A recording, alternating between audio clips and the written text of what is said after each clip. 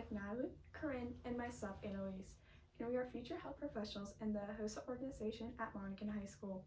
Today we will be informing individuals our age about COVID-19 precautions and ways to still enjoy our teen years in these unprecedented times. We hope that people our age can take something out of this presentation and use precautions in their daily routine.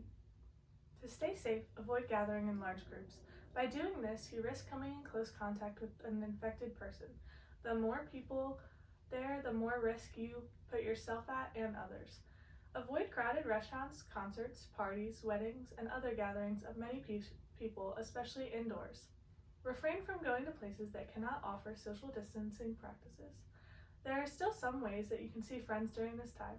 Isolation can be really hard on teens' mental health, so it is important to still socialize in a safe way. Since the weather is becoming warmer, having a few friends outside while social distance can be a really great way to still socialize but not put you or your family at risk. Schools can encourage virtual events instead of prom or homecoming, since those cannot be offered during the pandemic. Having a group of friends join a Zoom to discuss your week, or if you are able to drive, meet in a parking lot to stay distance but still be able to talk to one another. Meet at a park and go for a walk if the weather is nice. If you cannot avoid a large gathering, make sure to social distance. Make sure you are 3 feet apart while wearing your mask. This helps avoid exposure to droplets from coughing or sneezing during a conversation. When at restaurants, make sure you pick a table that is 3 feet away from other tables. When outside, it is still a good idea to stay 3 feet apart, but it is especially important in indoor settings. Students could gather at a park to have social distance picnic or other options. This time can be hard to still practice social distancing, but is extremely important if students want to enjoy the new normal in the summer. If we are able to social distance now, we may be able to gather in larger groups this summer and the near future. It has always been super important to always wash your hands, but now it is even more crucial in order to fight back the pandemic. Always wash your hands after using the restroom, before and after eating, touching these surfaces, and coming into close relative contact with someone with soap and water for 20 or more seconds. If soap and water is not available, then using antibacterial hand soap will do.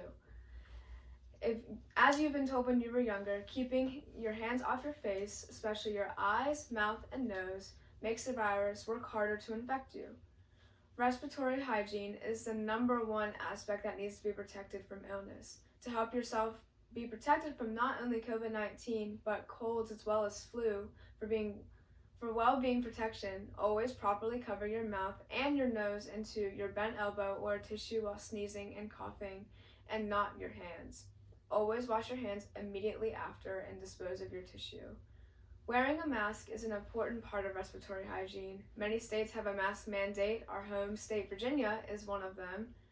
By wearing a mask in public and when social distancing cannot be met, we can prevent the spread of COVID-19. We need to make sure we're wearing our masks appropriately with it covering our nose and mouth, as Corinne is demonstrating for us now.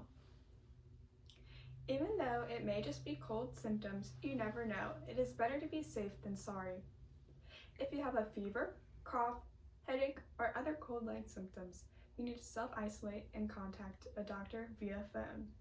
While waiting to go to the doctor to get tested, you need to be self-isolating.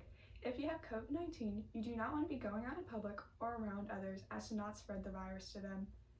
If you need supplies, have someone drop them off outside of your house or wherever you are quarantining from. After you get tested, you need to continue to self-isolate until your results come back.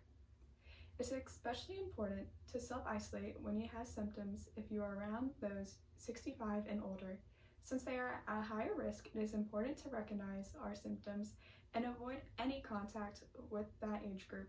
If we suspect that we have the virus, those 65 and plus and those with health conditions are at a greater risk, and it's important that we do everything in our power to help prevent them from getting the virus. If your results come back positive, you need to self-isolate for 14 days or longer. Speak with your doctor for their recommendation for you to quarantine after being positive. If you test negative, you need to quarantine as long as your physician directs you to. Usually it's about approximately 10 days. When you are isolating, it can be important to stay positive and focus on your mental health. When self-isolating, do what you are able to keep you in a positive and healthy mindset.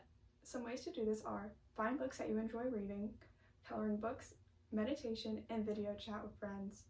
There are always new guidelines coming out to help us stay safe. It is important to check the World Health Organization, Center for Disease Control and Prevention, and Health Department for state, national, and international guidelines. If you have planned to travel outside the state or country, make sure you are up to date on the guidelines to the area you are traveling to. Even between state and state, there are many different guidelines. So if you have to travel, do research on what the restrictions are and if they are more or less than your area. Make sure you are adhering to mask mandates, social distancing guidelines, and self-isolation rules for your area. If you're in a group that will be able to receive the vaccine soon, stay up to date on when and how to schedule your appointment to get the vaccine. If you are receiving a vaccine that has 2 doses, make sure you receive both doses to receive the most immunity that you possibly can. At the end of the day, it is difficult for everybody to adjust to a new normal, but always remembering to wash your hands, protecting yourself and others, and also checking up on your own personal well-being can help yourself push through this time. Always remember these precautions we discussed, and remember that by following these guidelines, better days are ahead. I appreciate your time, and we thank you for listening.